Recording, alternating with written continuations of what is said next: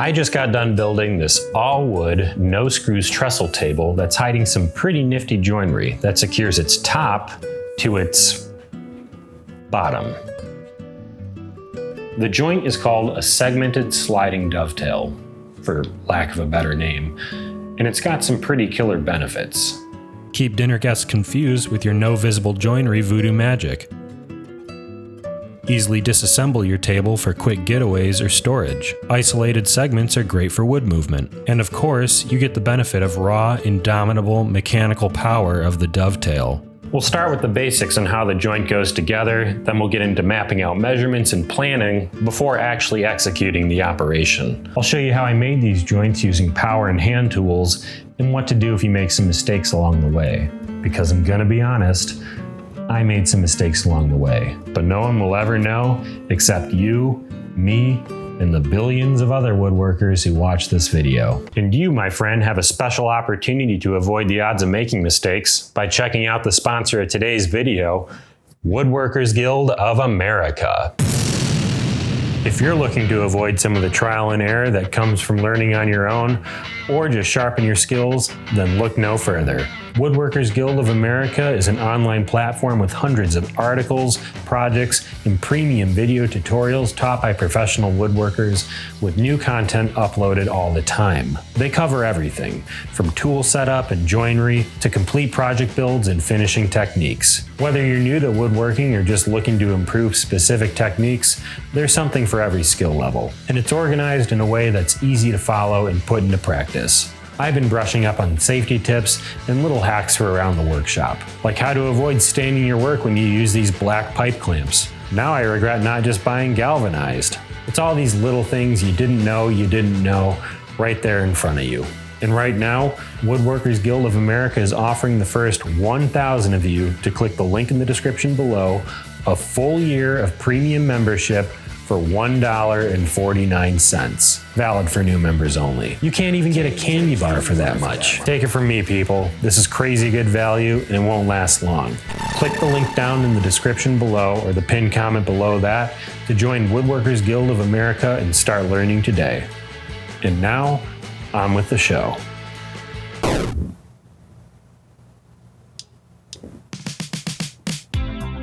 This joint is essentially two parallel blind dovetails, with slots knocked out so offset dovetail segments can drop in.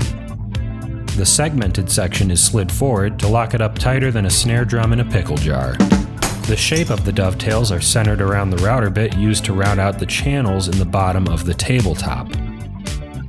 In my case, the tails are cut out on a table saw. If you have a grade A beefy boy router table or a shaper that could take your router bit, this would be an even better option.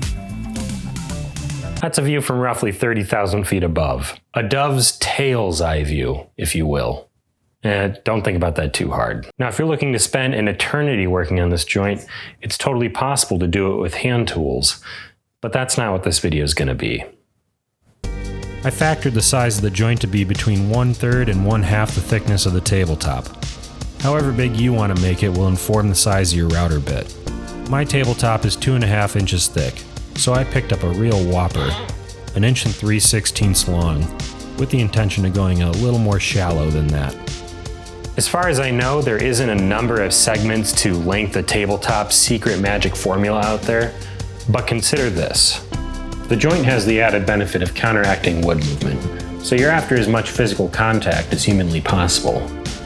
But we're not talking about skin on skin. No, we're talking wood on wood. My joint is kind of awkward because it's so big, but I made it a point to have the segments lock into each of the 3 boards that comprise my tabletop for this reason. Of course, you'll need to whip up a little jig to keep your router in line. Nothing crazy, just a big, perfectly measured, no errors allowed, NASA-approved rectangle. I kid. The trick is figuring out exactly how big that rectangle needs to be. Now maybe you're hyper aware of your router's stats and special moves, but I've always found this knowledge to be deceiving when it matters most. You're much better off making test cuts and measuring the results. Way faster than trying to math everything out in your head's brain. Set your depth to however depth you need to deep, clamp a straight edge to a scrap board and give it 1 inch, maybe 2. And then let the wood do the talking. Is your depth actually correct? Yes? Great. Now you can measure from the straight edge to the top of your cut to see just how much the router base is a factor. How wide is the top of your cut? Subtract this from the width of the bottom of your cut and divide by 2. Now you know the amount to add to either side of the top of your cut to determine how much is being taken from the bottom.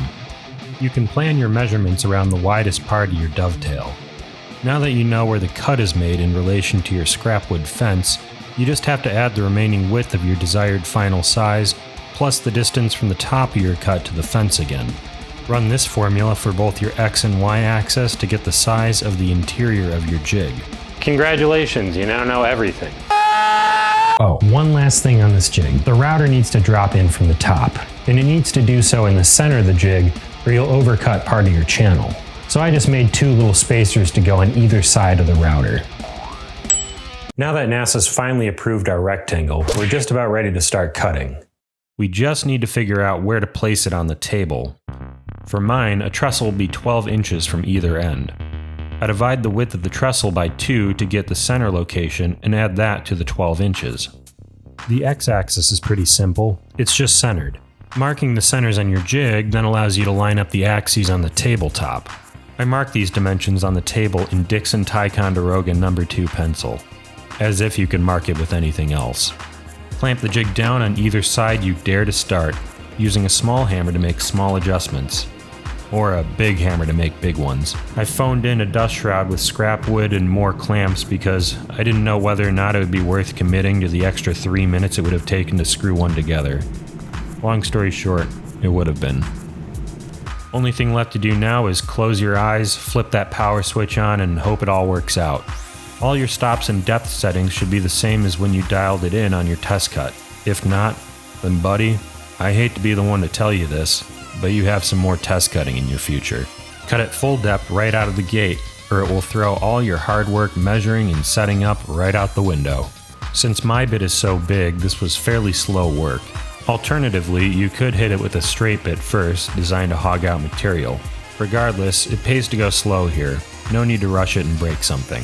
Clear your chips frequently so you can see what your cutter is up to. You may not always like what you find. I found the router was no longer cutting to a consistent depth.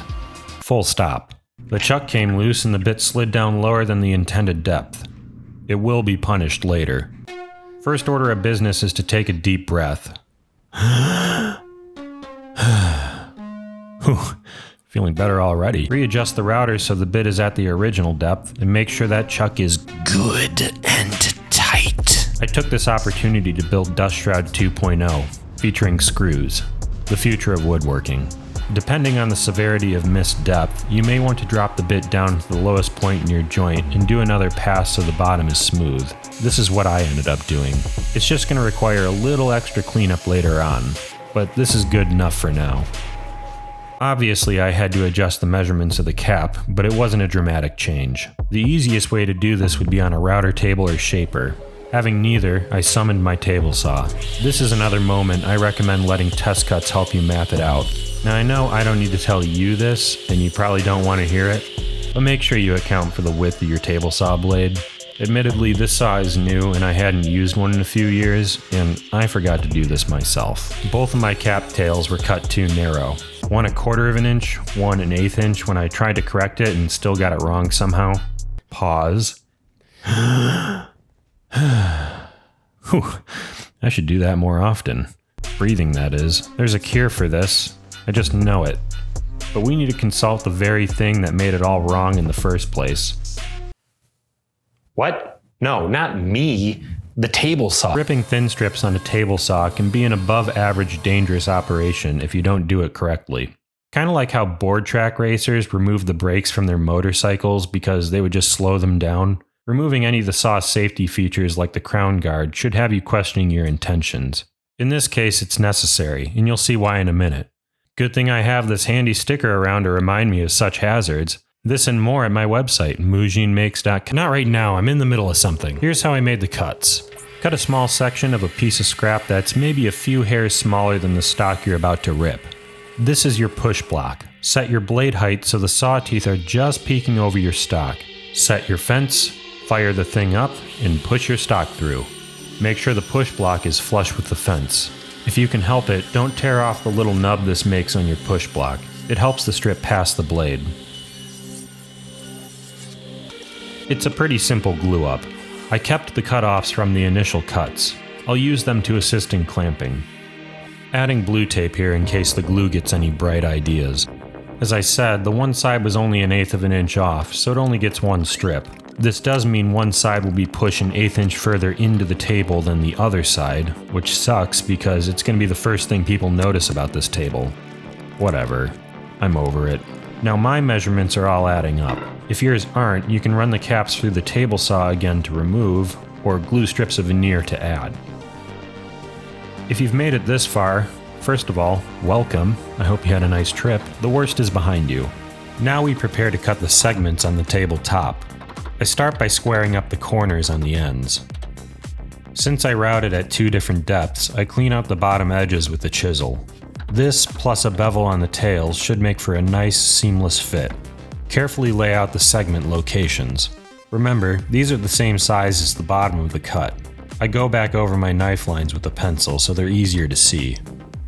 Make sure you have your orientation clearly marked so you don't cut your table or trestle cap backwards.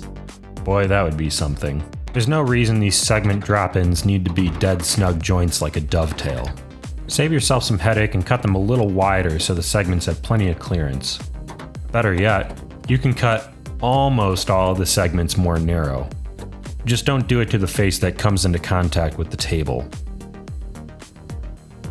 Lots of ways you can knock out the excess on these caps. I'm just old-fashioned, I guess, so I'm using some old cutting-edge technology. Back saw first, chisel next. One last little table saw note on these. When you cut the sides of these caps, set your blade depth a little proud of the actual distance so you don't have to clean the vertex later on. It's a blind joint. No one cares. Then a bit of sprucing up on the negatives.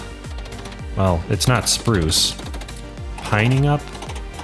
The surfaces are made flush with the machine surfaces via shoulder plane and teeny tiny bench plane.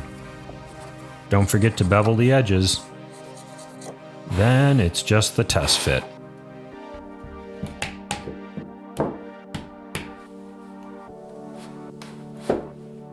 The internet is gonna love that one. Now my joints all went together without additional fuss, but if you get to this stage and find things still aren't fitting right, you can run the caps through a machine again to remove material, or you can glue veneer strips to it to add. It just might be a little more tedious at this stage, but you gotta do what you gotta do. If you wanted to go the extra mile, you can make a perpendicular key to lock this joint in place. Say a dowel plug, or maybe even another little sliding dovetail. I didn't want to make more work for myself at this stage, so I'm gonna keep an eye on this joint over the years, and if it starts to move, I'll throw something together.